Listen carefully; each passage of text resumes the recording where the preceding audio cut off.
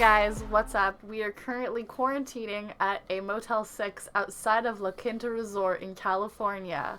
This is Stop Being Hateful, and today we're going to be talking about one of my favorite reality television franchises, The Bachelor.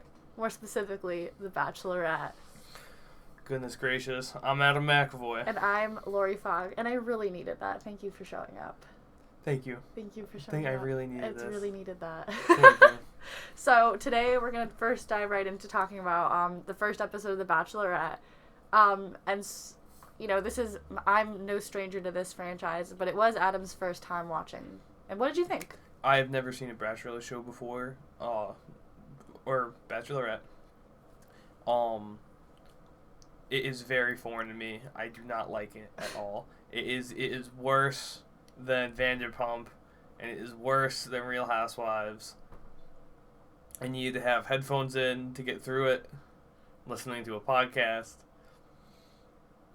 I don't know why this woman is always on the verge of tears. I don't know why these men are so pitiful. I mean, they're all like 6 feet tall. Like, come on, King. Like, what are you doing? Get it together. Get it together, man. Yeah, she does cry an awful lot. But she's older. I don't know. That menopause. No. We're going to cut that from the record. But, I mean, I thought it was weird. Claire Crawley, this isn't her first run at The Bachelor. You've told me. As you saw on the show, she was on Juan Pablo's season. And then she was on Is that interesting? Juan Pablo, he's like the villain. Like he's not a great guy. When she was leaving, when he dissed her, she was like, I would never want a father like that. And it's like, okay, and he's like, oh, glad but she's didn't gone. pick her. Yeah, he made some snarky comments. That was yeah, he's funny. kind of a little bitch. But then she was on The Bachelor in Paradise 2 times. And it didn't go well either time. So what's The Bachelor in Paradise? The Bachelor in Paradise is kind of like a Love Boat-esque, where it's like fan favorites, people who came really close. And so she just got like do people like her? I mean, I don't think so. I don't, but I think people like I think her narrative of like her brand of like, I show up, like I want to make, like, like I'm a strong woman and I just need, like, like even the strongest woman need like a partner. Like I think that like narrative is really working for her. She said that in the episode. I've never given up on love. Yeah, I think people like, or I think the producers think that like that is what people want to see, even though I don't think it is at all. But Bachelor in Paradise is like they're on an island in Mexico and it's like 12 people and they bring in like new people every week and like you can like get to really date people and like I feel like it's kind of a little bit more of an authentic experience than The Bachelor in some ways. There's a few couples that have been on there that really have gotten together and like are engaged or going to get married. But it's a lot less structured than this one. It's not a lot less structured. I feel like it's a lot more like, I mean, like, you already kind of know the people because they're all people that have been on The Bachelor, The Bachelorette. There's opportunities for, like, once you leave the show to have met them or to have talked to them. So it's kind of, like, there's, like, a level of familiarity there that's not on The Bachelor or Bachelorette, you know? Because it's, like, these are all people, like, that you know. If you're because all the people in the circle, like, all the people in the franchise, like, run in the same circle of people, you know? I like it. I'm sad it's not going to be filmed, like, this year because of COVID, but... yeah, she was on that twice, and she left once, I think, and then I think the other time it just didn't work out for her. And then this is weird to me, they cut out the part, this is like, I didn't watch the show, my mom did, but she was talking to me about it, and she said that Claire was engaged. She was engaged to this guy, Benoit, on the Bachelor Winter Games, which, like, again, I didn't watch, so I don't really know what it is. But, like, they didn't mention that at all when they were recapping her. Yeah, I didn't see that either. Like, they mentioned her Bachelor in Paradises, but then they never mentioned the Bachelor Winter Games. And maybe that's because, like, all the engagements from that season didn't really work, but... That kind of goes into what I was thinking, like, the idea I did have in this season, or this show, when I was watching it, which was, you know how, like, a lot of the, big blockbuster things are, like, just living off of, like, reboots of, like, previous franchises, Harry Potter, they're having this, like, reboot, Star Wars, all this stuff. It's like, they're just, like, I don't know, they're rebooting this Kate Crowley woman in her, Claire Crowley in her early 40s. And it's just, like, just because she's a known quantity, they're like, oh, we're going to ride on this known quantity, Like, we know she can get views, we know she can get clicks, even though she's kind of crazy and, like, not the most interesting, and we're just gonna, retcon some stuff from her past, like, we're not gonna mention her engagements, and, we're just gonna delete that, pretend like it didn't happen. I think her and her ex-fiance are, like, amicable. Mm-hmm. Like, I believe they're, like, friendly. So maybe it was just fake? No, I think maybe they just were like, we can't have this be mentioned because that ruins the narrative that she's looking for, like, her maybe first I'm just saying, like, if she had another engagement on another show, maybe it was like it was just a little too fast, and they didn't feel like it was real afterwards or something. Yeah, but it was like a big point that they were engaged. I remember my mom really liked. I think my mom really liked them like as a couple on the show. Mm. I think a lot of people did. So I think it's weird that they're not gonna like mention that like huge part of her life for the sake of a narrative for the show. Yeah. But let's talk about the men. Oh, the men. I think first of all, they're really playing up the pandemic. Yeah. Which is fine, like it is at the time that they're filming it was a huge deal. Like, and it's still a huge deal now. It's just like at some point, I don't know. I'm like all these men must be like relatively high earners because it's just like annoying to be like, hey man, some people are still working. Like a lot of people are still working. Like a lot of people don't I don't know. Don't have jobs where you can just go home and quarantine for 3 months. Yeah, exactly. Yeah. Or like you can just work from your computer. Yeah. So it's just frustrating for all these people to be like, it's so hard to. What am I gonna do? Like Kate, what's her name? Claire goes, oh, what am I gonna do today? Sit on my couch? I sit on my couch. It's like, Claire, some people are losing their homes. It's like, I can't pay for rent. Like, what are we talking about right now? Like, yeah, it does feel a little tone deaf in that like all of these Producer people... Kennedy's in a food line. I'm not. She's waiting outside a food bank. She's not. She gets food from the store. She kills squirrels. She hunts them with a bow and arrow like Joe Rogan. She always aims for the eyes. She shoots them. But no, yeah, it does feel a little tone deaf in that like they're like I mean, and like the mental aspects of it are like devastating, and like it isn't absolutely like it's like something. And how could you make a show during a reality show in this time and not address it? So yeah. I do get that. I just hope. She just said it. They're just annoying about it. She literally said the same thing to like every other guy, which was I needed that. I really need. Thank you for showing up. Thank you for showing up. I needed that. It's just. And we just want to say to all the viewers, all the one of you out there. Thank you for showing up. Thank you. Thank you for showing. You believe in love. You showed up. You believe. And you can always, as long as you, which is like, that is just the bare. You're 39 years old and you're still accepting the bare minimum, which is that they show up. They didn't stand you up for this reality TV show. Yeah, for the TV show. They have nothing else to do. That if they play their cards right, could be a strong income earner for them for a good portion of their lives. Every single one of these guys said they were just sitting at home for the last 3 months. They had nothing else to do. And they did all what they do for you. They showed up. It's like, yeah. Wow. Yeah, it's amazing. Like, oh my god. And they're all like, they have and that's another thing that's always bothered me about the show is that like, it's always shown like, this is the great equalizer. It's like, no, you can only really be on the show if you have a ton of money. Yeah, if you can like have a job where you're just like, oh, I'm going to take 3 months off to go date a woman. What? And not lose health care. Yeah, exactly. Yeah, it's always, to me, that's always seemed odd that they never want to address that, like, this is a show for people who have money. Or, like, a show that you come on if you have money. It's like, it's also like, I don't know, it's like you've neglected every other part of your life, so now here's yeah, I mean, I guess come on this reality show. But, the men of the season, I think it's a really diverse cast, I will say that. A lot of the guys don't seem... Not a single guy stood out to me other than the crazy... 2 guys stood out to me. 2 guys did stand out to me as well. The guy who was, like, wearing the open shirt with, like, the heart, his chest tattoos. Yeah. And then the dude in the red suit who, like, crushed her hand. Yeah, there's a guy, we didn't really remember any of their names. No. I can remember a few of them, but not really. But we probably should have written them down, but I just simply don't. Our notes were not that intensive. It's hard for me to take notes on like a cast of people who's getting whittled down each week. Yeah. It's not like, well, I guess it is kind of like Vanderpump. It's like, who's getting canceled? Like, who's getting canceled this week? Who's having a baby? Like, who's going to be there? Who's, like, wants to stay on the show? Who's getting unfriended? Who's getting unfollowed? Exactly. Like, yeah, it is kind of, Chris Harrison is the Lisa Vanderpump of the show. I don't know, babe. Do you have anything else you want to talk about with Bachelor? I mean, I'm not excited. Okay. Well, I just think, do you think that, so the big controversy is that Claire Crawley had been DMing with Dale Moss.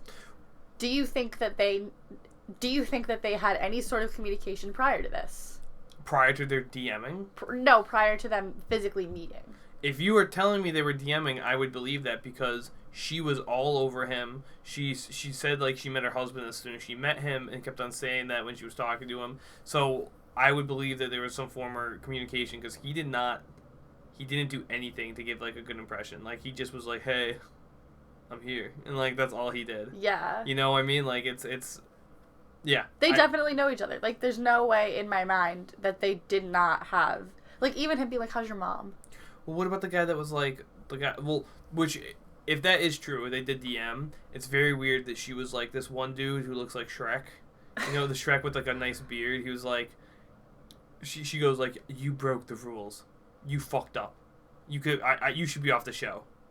But it was really endearing, and you're gonna stay on the show. I feel like the producers like made her do that though. Yeah, I definitely feel like they were like, you have to acknowledge. It was like there was an absolute like they were planting it. Yeah. Yeah. I don't know. I didn't like it. I didn't like it either. Sneaky. But I do. There was a guy who is like so excited to touch a woman, like you can see it in his face.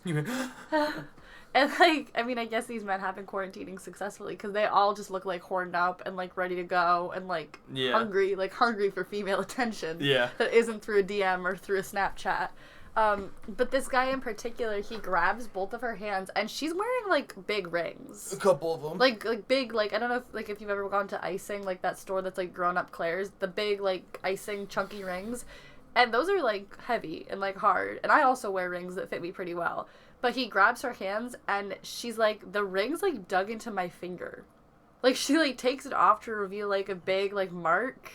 And he's like, I was just so excited. He's like, I have no idea what I said. I hope it was good. It's like, no, bro. Like, no, bro, you broke her hand. Like, you were fucking scary. But yeah. So we'll see how our Bachelorette journey goes. Maybe we're like just looking for something to watch. Like, and this is something I love, so. You know, Lori's not as hopeful about Real Housewives of Salt Lake City as I am. I feel like I'm saying we should move to Salt Lake and try to get on the show. Try to get on the ground floor of the show's community. But let's go back to our roots real quick. We just want to stop for a second and touch on Vanderpump. Yeah, Lori, can I actually see my phone for a second? Yes, absolutely. There's a new news in the breaking news in the Vanderpump. I'm sorry. Breaking news in the Vanderpump Rules community. Yeah. But Lori briefly touched on it a second ago with Sheena being unfriended. Well, that's what I'm gonna talk about. Yes. So Sheena Shea says this is from iReal Housewives on Instagram, which just is a little blurb that I figured I would talk about, because I found it very interesting. It says, Sheena Shea says she'll never be friends with Lala Kent or Stassi Schroeder again. She says, quote, I unfollowed Lala. I never see a friendship with her again, and I'm completely fine with that, Shea said on the No Filter podcast with Zach Peter, according to Us Weekly. Because honestly, for the last 3 years, I felt myself forcing a friendship with her because every time she hurts me, she feels bad, she begs for my forgiveness, but it's usually when there's a camera in her face. Yeah, I mean, I feel like anyone who's surprised by this, I don't think was paying too much attention to the show. And then she says, I unfollowed Stassi first. She returned the favor for the exact thing I praised her about for being there for me is the exact reason we aren't friends anymore.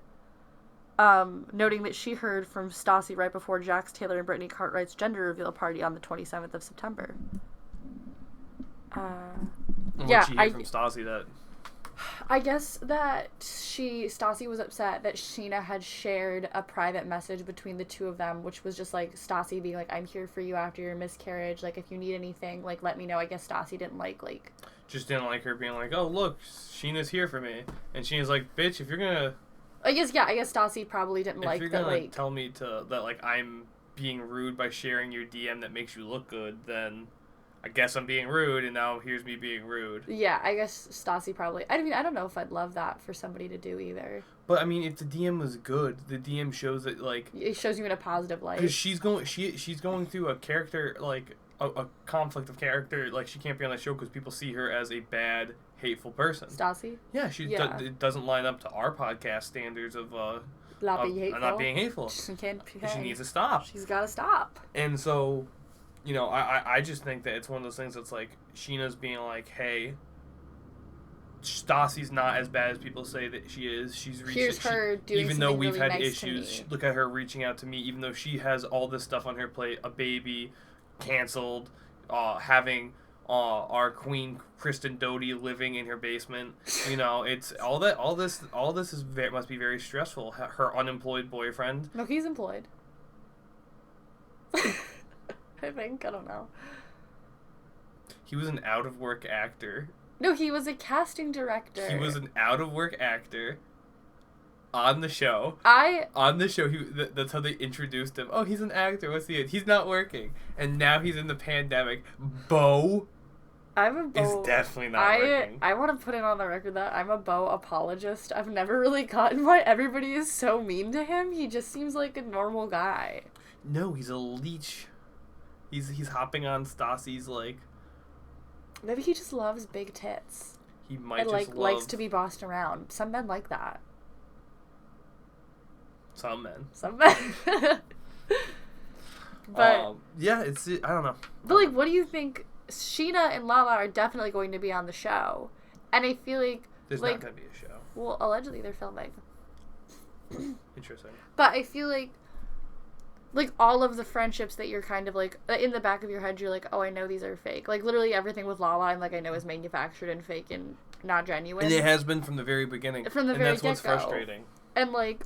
Well, for people to be like, for anyone to try to defend, like, but there's always been like that like shred of like possibility, you know, like, oh, this is possibly real, this could happen, like, blah blah blah, and now it's like Jax and Tom Sandoval clearly are not friends, like they do not like each other. Jax Ariana, and Tom Sandoval. Oh, Tom Sandoval. Tom Schwartz is. I was about to be like, Schwartz made it like he had like an opinion on something. Yeah, well, no, it's like they hate each other. Ariana very clearly is not friends with anybody that's not Sheena. You know? Ariana. And it's like... Ariana's been weird. Ariana's been, like...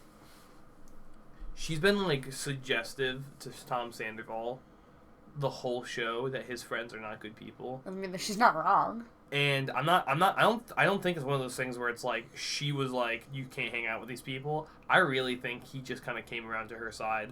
It's one of those things, like, who are you hanging? He's like, am I really spending my time with these people? Like, these are the people who...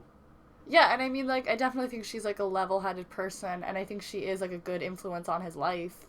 I mean, better than... Kristen. Better than the start. Better than Doty. I mean, if you look at his trajectory, while he was dating Doty, to, like, how he's empowered by his relationship with Ariana, it's a big change. Yeah, he's a very successful man. But, like, I do feel like, like, what is it's like the whole premise of the show is like these people are friends and they're hanging out, and now it's like these people hate each other. Yeah, it's like they're trying to make it in this like business that no one makes it in, and like together while still being friends. And it's like, well, you failed at both. Yeah, because you were never positive influences on your lives. Yeah, you didn't make it, and you're not friends anymore. It's kind like of you guys lost the friendship in you lost it in the sauce. I don't know. It kind of reminds me of Melissa Gorga and Amber's friendship in season 6, where Melissa was like, yeah, we would party. Yeah. And then, like, she got to know her better in, like, her adult, more established life and was actually like, oh, I actually fucking hate you. Well, Amber was... I don't know. It's weird. Do you know what I mean? It's weird to be like, I think it's just really weird to have that transition in life to be like, oh no, I'm gonna be like I'm gonna do coke and like be a slut when I'm like 20, and then I'm gonna get married, and then like my children are gonna play 4 instruments and speak 3 languages, and if they step out of line, I'm gonna beat them and anyone who comes into my house. I think that's a really weird. Like to be like, I'm gonna get it out of my system, be this crazy person, and then just completely switch it up. Yeah. I feel like that's very strange. That's very weird. That's like her suppressing something for her. I mean, like, Amber did have an affair with a woman. Exactly. Okay, see, exactly. She's like, but like, you know what I'm saying, though? It's like the same idea, though, where it's like you have friends in a place in your life, and they're like important for you then. Like, they're but you hear what I'm saying. Like, yeah. I get what you're saying about like the place, you know, like you have a friend when you're in this place in your life, but Melissa, you know, Melissa always had family issues. Yeah. She always wanted to have a family. She still goes crazy. Like she, you know, as a mom, I feel like she probably goes and like is the same kind of drunk she is as a mom as she was as like a single person. Yeah. I don't believe that with Amber. I feel like Amber is like suppressing some part she's of herself. Constantly fighting. Yeah, being the this whore like side of herself. co-core. Yeah. Yeah, this like Danielle Staub-esque figure. Yeah. That There's nothing wrong with being a whore. There's no we love and light. You know? Yeah, love and light, stay in the positive. Like, there's nothing wrong with being that person. Like, but like it is like you if you're trying to be like a housewife and you're not, like your demon's gonna come out sometime. You know, I was like, who could we message from the Bravo reality show community that we could get to go on our podcast? And I was like, oh, Danielle Staub would definitely be desperate enough to go on like a podcast that has 60 views, you know? But I was like, at the same time, that's like inviting the vampire into your house. I'm so afraid she would find out where we live. And we don't live that far away from her. But I think what the bigger problem would be, like, it's like having Rumpelstiltskin make you like the golden fleece or whatever. What you know what I'm talking You about? just confused two different. What doesn't matter. I don't remember what Rumpelstiltskin I don't know what made. Rumpelstiltskin does. He made a deal with the princess to like make him something, and then she was like rich, and 20 years later when she wants to take her baby or when something. she's like living this like fulfilled life. You know, when our podcast has like 2 million downloads a day, and we're like you've taken over from you're the new Andy Cohen of Bravo. Oh, I don't want that. You're Andy Cohen of Bravo, and I'm like the Roger Ailes of Bravo, just yelling at people in the background. You're the David Miscavige of Bravo. I'm the David Miscavige of Bravo, and you're the Andy Cohen. And, you know, then, like, out of nowhere, Danielle Staub comes. She wants to take her baby. She wants her own television show, and she's gonna use the fact that she's pistol whipping me. She's gonna pistol whip you into the fact that she gave us our first 1,000 views on an episode. I do see that happening for her. But the other person was like, I don't know. I don't think there's anyone desperate enough from the Vanderpump community. Maybe like Teresa and Teresa. I was thinking Billy, but Billy. Vanderpump community. I said not Teresa and Teresa. You said you went Real Housewives. Billy. Billy Lee. I was like, Billy. I thought you were talking about Jennifer's husband. I was like, I think he's a pretty established man. I don't think he'd need the $2,000. I mean, if we the person I want the most out of anyone is Teresa's husband. What's his name? Reno. I want Reno. I want him to call me a wise guy. Get your hands out of your pockets, jerk off. I want him to call me a jerk off. But when I don't leave a good enough tip to the valet. He's so funny. But can I tell you about the dream I had last night? Absolutely. So I had a dream last night that we were at like a picnic, like in like, do you know where the lake is in Coventry? Yes. We were having a picnic there, and Coventry Lake. Yeah, and like it was like it was Greg from Real Housewives of New Jersey. You remember Greg? No. The gay guy that Albie. Oh yeah, Greg. Yeah, Greg was there, and it was like his party that we were going to, and so like there's a bunch of other people there, like background characters ever, and then I see Jill Zarin, and like somebody. And you just go Jill Zarin. Somebody was like, "Don't mention Real Housewives. She hates when you mention Real Housewives." And I was like, "Oh my God, is that Jill Zarin?" And I'm like yelling, like I'm very excited. I love her. And she but it's not really Jill Zarin. No, it's Bethany Frankel in a wig doing a voice. Sorry. Continue. She rips it off and I just like faint. No, but like she like gives me like dagger eyes and I'm like, no, I mean I love Zarin fabrics. I got my curtains from you. And she like gives me a hug and a kiss. But like when I said I loved you on Real Housewives, she gave me like dagger eyes and then I was like, wait. She told you not to mention that. Yeah, that was my dream. That's a good dream. It was beautiful outside. It was a lovely day. I bet it was. But Jill Zarin doesn't go to any place a poor person would go, so it must have been nice. I like when she's talking about her gay husband in the new. We're on season 2 of Real Housewives of New York, and she's like, sometimes I want to divorce him. It's like he's your assistant. He's your employee. You can absolutely fire him. Like you know what, Jill. Could fire Believe it or not, she goes. Sometimes I don't know what I'm doing because we have completely different tastes. And he never listens to me, and he's just like talking over. He's like, "Yeah, we're just gonna spend $1.5 million on fabric on this color that you hate," and it's just like, okay. It's like, yeah, you can absolutely tell him not to do that. Like you're his employer. You're his boss. It's such an odd dynamic that they have. But you know, I do want to talk for a second about something serious, and that is you know, bodybuilding. Bodybuilding. Building bodies. As many we of do. you... We do bodybuilding in a lot of different ways here on the pod. Mostly for me, it's mental. Lori's mentally building up her body. Like, spiritually. Just gathering, like photoplasmic plankton. I have Kelsey, from the the Reiki universe. master, with me at all times. Just bringing it in. Bring it in. The Reiki master, actually, Lori calls her Lori Beth. I'm not allowed to call her real name. Don't ever say that. Never say my name. Never say my name! It's that was one of the greatest moments on Vanderpump. I truly could is not. when like Jax got in an argument with Brittany and used that against her. You know, she calls me Jason. She's like, "What's your name?" And she's just like, "What? You don't want me to call you Jason?"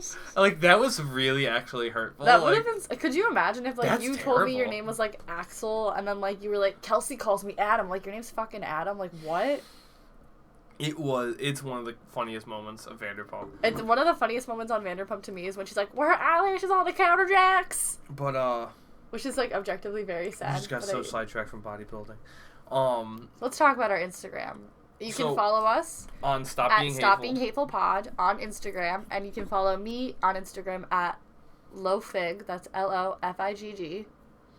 And you know, we're on episode 17. I do some Photoshop work. I'm a digital artist. I make 3D work primarily. If you have a job, hit me up, please. Holla.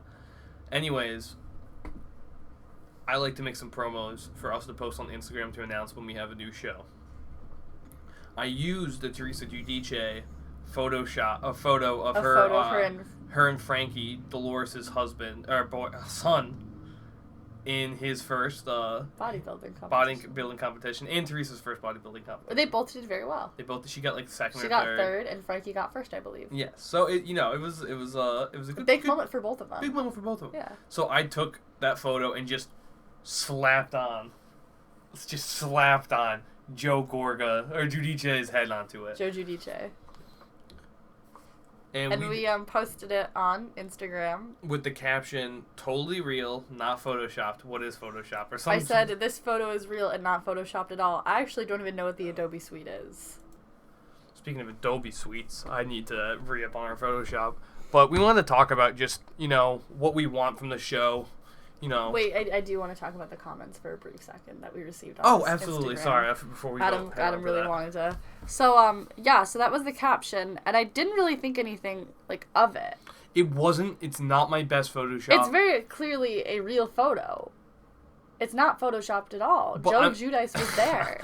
But we were not expecting this to get as much traction as we can, and it's not even a lot of traction. It's just for us. It's just a lot for us. And neither of us have big social medias, and yeah. So the comments. This is just some of my favorites. Totally fake. Ha ha ha. 3 exclamation marks. OMG, fake. And then somebody replied to that. That's Teresa's body. Which is funny because Teresa's not. I didn't. Teresa's not edited Nothing at is all. photoshopped in the photo except there's Joe Giudice's face just superimposed on top of Frankie it. Catania's body. On top of it, yeah. There's no airbrushing. I didn't blend anything. I didn't do nothing. I just. Don't think so. Nope. I believe Teresa wasn't photoshopped. However, Joe has never looked like this. Really getting your point. She made her point, made it very clearly. Yeah, Photoshop period. You can see by the neck. That one got a like. Give me a break. So photoshopped. Love that one. It's just so funny. I don't even know who these people are. They don't follow us. And it just hit the algorithm well, right but way. It's interesting because this leads us into what you're saying, which is our show expectations. What we want from the podcast. Yeah. I love to lol, so. We want, a community. Yeah.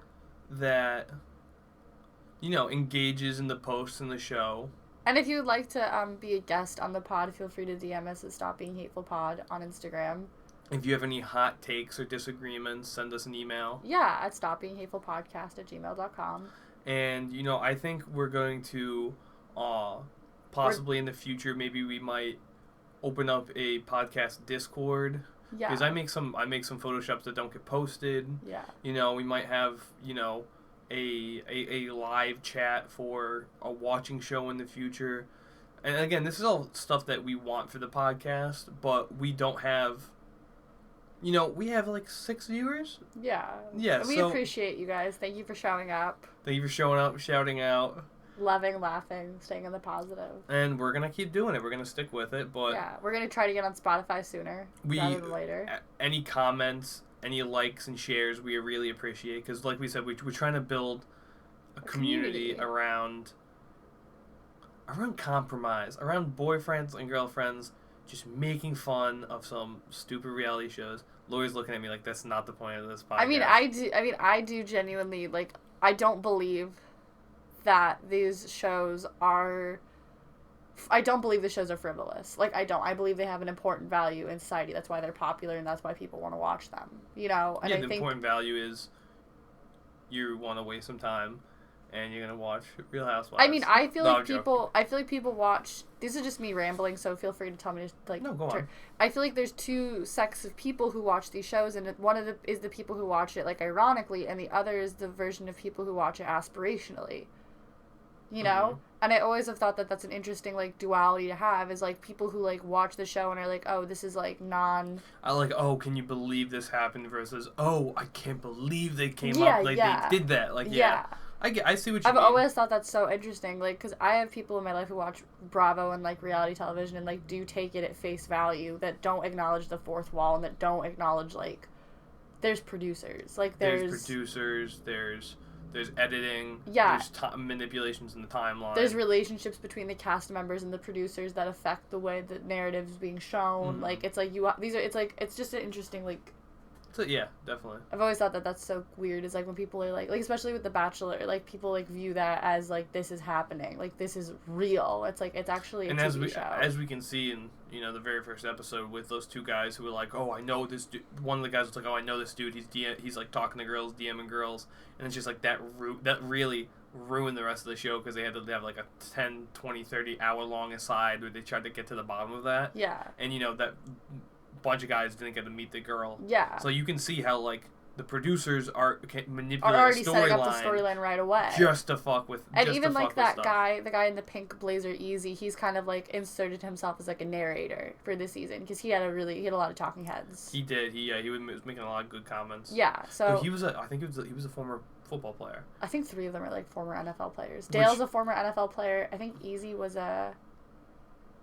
I think he's I don't know. I think he's a salesman or something. I can't remember, but maybe he was a former NFL player, but... Interesting. Well...